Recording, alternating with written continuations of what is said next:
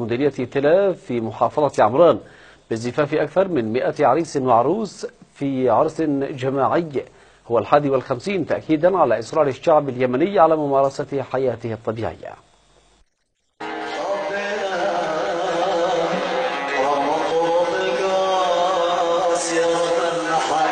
مدينة حبابة في مديرية تلال بمحافظة عمران بسحر جمالها الطبيعي الفاتن وهوائها العليل الآسر في عرسها الجماعي 51 تزدان فرحا وطربا وتتوشح بهجة وسرورا فتزداد تألقا على جمالها كعروس ليلة زفافها. نحن نعيش أفراحنا ونحن نعيش هذه الاحتفالات وندشن الاحتفالات عيد 26 من مدينة حبابة.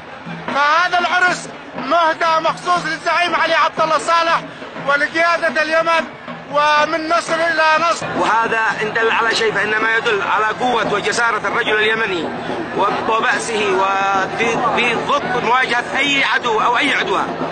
ونشكركم الشكر الجزيل على حضوركم. أكثر من 100 عريس وعروس غمرت السعادة قلوبهم وارتسمت الفرحة على محياهم في عرس بهيج جسد معاني الصمود والثبات في وجه العدوان السعودي الغاشم الذي حاول سلب البهجة من قلوب أبناء هذا الشعب العريق وتحويل أفراحهم إلى أطراح. حققت أكبر حلم كنت أطمح فيه وخلال هذا الظروف رغم هذا الظروف التي بتمر بها اليمن إلا أن احنا يعني مصممين على الفرح والسعادة في أرجاء الوطن. نقول لهم لن تردوا فرحتنا وما زالت فرحتنا مستمرة ومهما كان الحصار منكم. على أنغام العود والطرب والأناشيد والرقصات الفلكلورية والأهازيج الشعبية عاشت حبابة لحظات فرائحية جميلة عمت أصداءها أرجاء المدينة ليؤكد الأحفاد تمسكهم بالإرث الثقافي الأصيل وعادات وتقاليد الآباء والأجداد. مدينة حبابة غنية حقيقة بالتراث بالحضارة بالنبل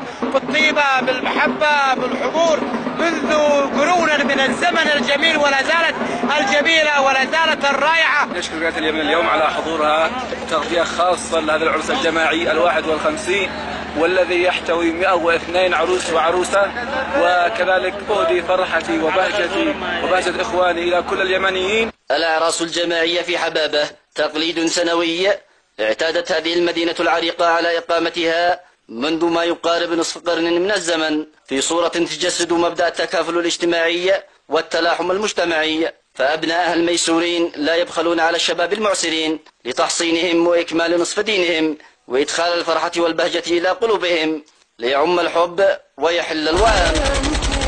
محمد الموهبي، اليمن اليوم.